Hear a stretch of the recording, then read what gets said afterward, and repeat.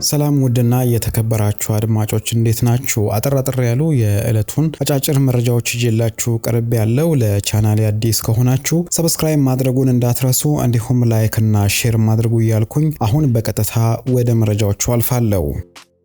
በሳምንቱ መጨረሻ ከተደረጉ የእንግሊዝ ፕሪሚየር ሊግ ጨዋታዎች ውስጥ ከአንዱ ጋር በተያያዘ አሁን በርካቶች እየተነጋገሩበት ያለውን ነገር የማቀርብላችሁ ይሆናል። እሱም ታዲያ የአርሰናልና የሰንደርላንድ ጨዋታ ነበር። ጨዋታው ታዲያ ሁለት አቻ በሆነ ውጤት መጠናቀቁ ይታወቃል። ዳን ባላርድ የቀድሞ የአርሰናል የአካዳሚ ምሩቅ ተጫዋች ነው። የመጀመሪያውን ጎል ያስቆጠረ ሲሆን ቡካዮ ሳካና ሊያንድሮ ትሮሳርድ ደግሞ አርሰናሎች አቻና ቀዳሚ የሆኑበትን ጎል አስቆጥረው ነበር። ነገር ግን በመጨረሻው ሰዓት ብራያን ብሮቢ ባስቆጠረው ጨዋታው ሁለት አቻ መጠናቀቁ ይታወቃል። የዕለቱ መነጋገሪያ የሆነው ታዲያ አርሰናል ጎል ከማስተናገዱም በላይ እንዲሁም ነጥብ ከመጣሉም በላይ በርካቶችን አሁን እያነጋገረ የሚገኘው በሜዳ ውስጥ የሚገኘው የማስታወቂያ ቦርድ ወደ ሜዳው ቀረብ መደረጉ ነው። ከዚህ ጋር በተያያዘ የቢን ስፖርት ተንታኝ የሆነው ሪቻርድ ኪስ እንደሚለው ከሆነ ታዲያ አርሰናሎች ሰኞ ዕለት ፕሪሚየር ሊግ አስተዳዳሪው አካል ጋር ሊነጋገሩ ይችላሉ ሲል ነው የተናገረው። ይህንን ታዲያ የተናገረበት ምክንያት ደግሞ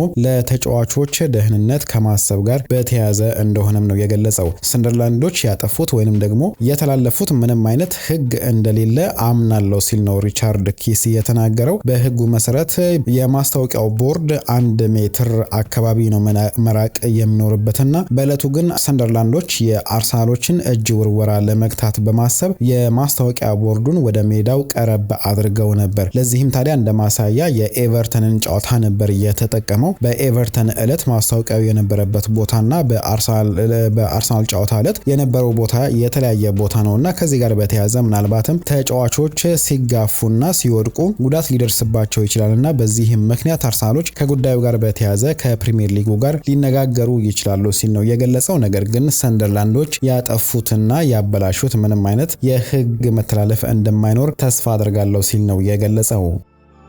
ማንቸስተር ሲቲዎች የአርሰናሉን የተከላካይ መስመር ተጫዋች ቤን ዋይትን እየተመለከቱት እንደሚገኙ ተገልጿልና ተጫዋቹን ለማስፈረም ጥረት ሊያደርጉ እንደሚችሉም ነው እየተዘገበ የሚገኘው። ቤን ዋይት በ2021 ወደ አርሰናል ከተዘዋወረ በኋላ ለመድፈኞቹ 166 ጨዋታዎች ላይ ተሰልፎ መጫወት ችሏል። በመሃል ተከላካይነት እንዲሁም በቀኝ ተመላላሽ መስመር ቦታ ላይ እያገለገለ ይገኛል። አሁን ታዲያ በመሃል ቦታው ላይ ጋብሪኤል ማጋሌሽና ዊሊያም ሳሊባ ቦታውን መቆጣጠራቸው ይታወሳል። የቀኝ መስመሩ ደግሞ የዩሪየን ቲምበር ሆኗል። በዚህም ምክንያት ተጫዋቹ እየተቀየረ ነው ወደ ሜዳ የሚገባው ወይንም ደግሞ በዋንጫ ጨዋታዎች ላይ ነው እየተሳተፈ የሚገኘውና በዚህ መሰረት በቀኝ መስመር ቦታ ላይ የአማካይ ስፍራ ተጫዋችን እየተጠቀሙ የሚገኙት ማንቸስተር ሲቲዎች ተጫዋቹን እየተመለከቱት እንደሚገኙና ለማስፈረም እንቅስቃሴ ሊያደርጉ እንደሚችሉ ፉትቦል ኢንሳይደር ዘግቧል።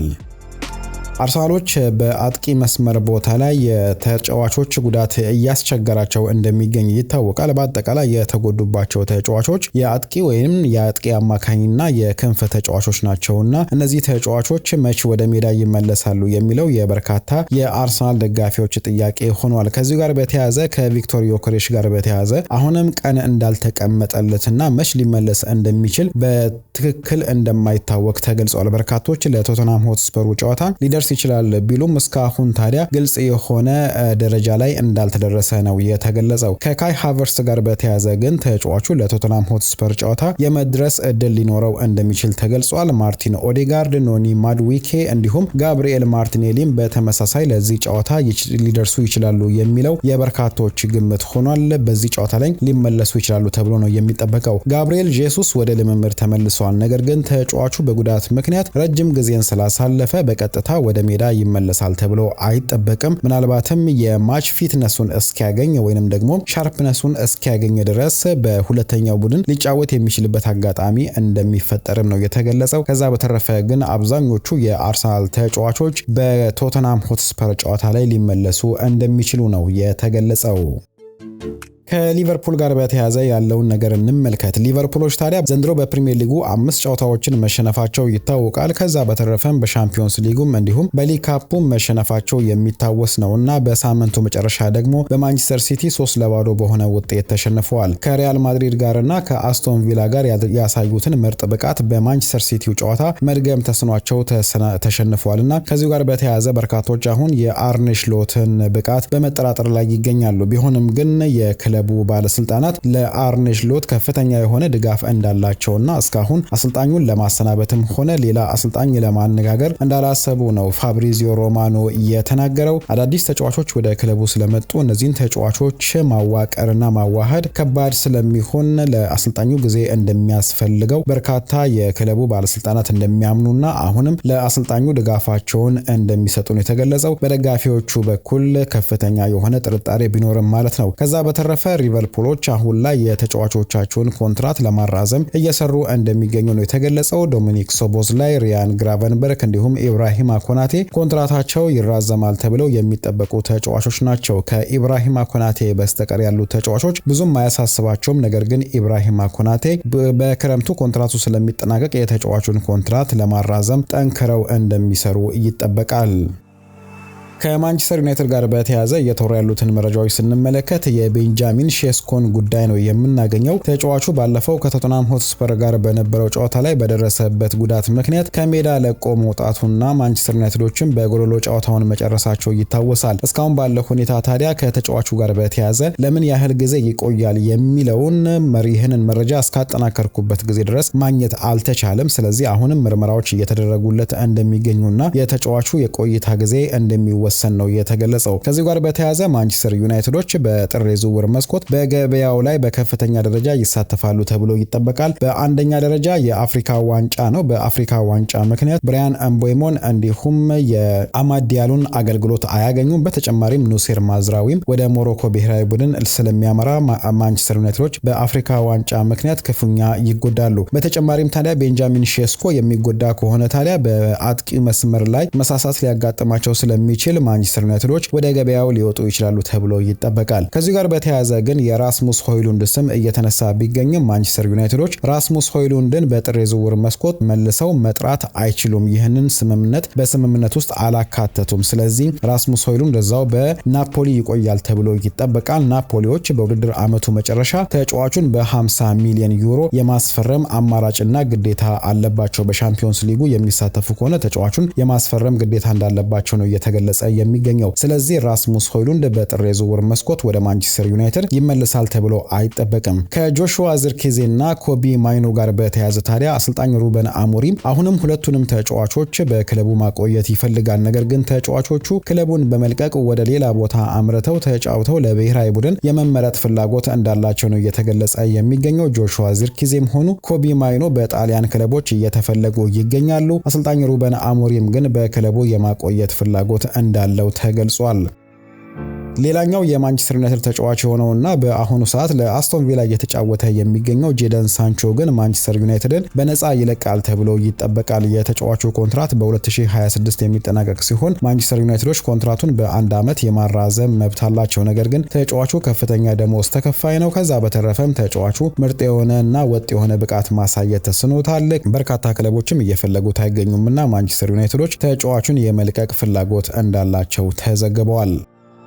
የሁሊየን አልቫሬስ ስም ከባርሴሎና ጋር እየተያዘ ቢገኝም ተጫዋቹ ግን ትኩረቱ ከአትሌቲኮ ማድሪድ ጋር ዋንጫ ማሸነፍ እንደሆነ ተናግሯል። ተጫዋቹ ታዲያ በአትሌቲኮ ደስተኛ መሆኑን ነው የገለጸው። አስቀድሞ ወደ አትሌቲኮ ከመዘዋወሩ በፊት ከፒኤስጂ ጋር ንግግር ተደርጎ እንደነበር፣ ነገር ግን ውጤታማ እንዳልነበረ ነው ተጫዋቹ የተናገረው። ከባርሴሎና ጋር በተያዘ አሁን ላይ እየተወራ ያለውም ወሬ በአጠቃላይ የሚዲያ ወሬ እንጂ ተጫዋቹ የሚያውቀው እንዳልሆነም ተዘግቧል። ተጫዋቹ አሁን ላይ ከአትሌቲኮ ማድሪድ ጋር ብቻ ዋንጫ ለማሸነፍ ትኩረት እንደሚያደርግና ለቀጣዩ የዓለም ዋንጫ በጥሩ ሁኔታ ለመዘጋጀት ብቻ እንደሚሰራ ነው የተገለጸው። ከዛ በተረፈ ተጫዋቹ አሁን ላይ ለዝውውር ዝግጁ እንዳልሆነ ነው የተናገረው። ነገር ግን ከክረምት 2026 በኋላ ከተጫዋቹ ጋር በተያያዘ እንቅስቃሴዎች ሊኖሩ እንደሚችሉ ነው የተዘገበው።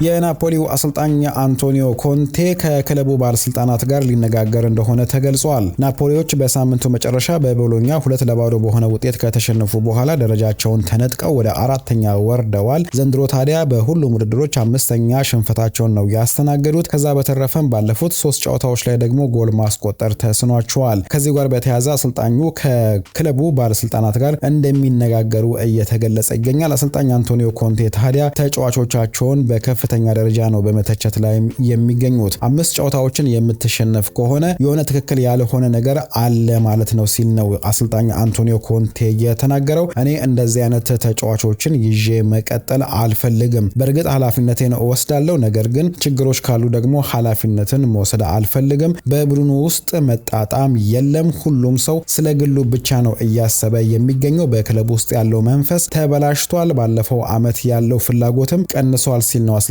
አንቶኒዮ ኮንቴ ከጨዋታው በኋላ አስተያየቱን እየሰጠውና በዚህ ጉዳይ ላይ ከክለቡ ባለስልጣናት ጋርም እንደሚነጋገር ነው እየተገለጸ የሚገኘው። አሰልጣኙ ታዲያ በክረምት የዝውውር መስኮት የተደረገውን የተጫዋቾች ዝውውርንም ስህተት ነው ሲል ገልጾታል። እነ ኬቨን ዲብሩይኔ፣ ራስሙስ ሆይሉንድ የመሳሰሉትን ሌሎች ተጫዋቾችንም አስፈርመዋል። ወደ 9 የሚጠጉ ተጫዋቾችን ነው ያስፈረሙት። ከዚሁ ጋር በተያያዘ አሰልጣኝ አንቶኒዮ ኮንቴ ሲናገር ታዲያ 9 ተጫዋቾች በጣም በርካታ ናቸው። እንደዚህ አይነት ተጫዋቾችን ይዘ የምትቀጥል ከሆነ አመቱ ከባድ ይሆናል ሲል ነው የተናገረው። በአጠቃላይ ናፖሊዎች አሁን ከመጀመሪያ ደረጃ ወደ 4ኛ ደረጃ ወርደዋል። በዚህም ምክንያት አሰልጣኙ የተናገሩት ነገር ላይ ተመርኩዘው በክለቡ ባለስልጣናትና በአሰልጣኙ መካከል ንግግር ሊደረግ እንደሚችል ተገልጿል።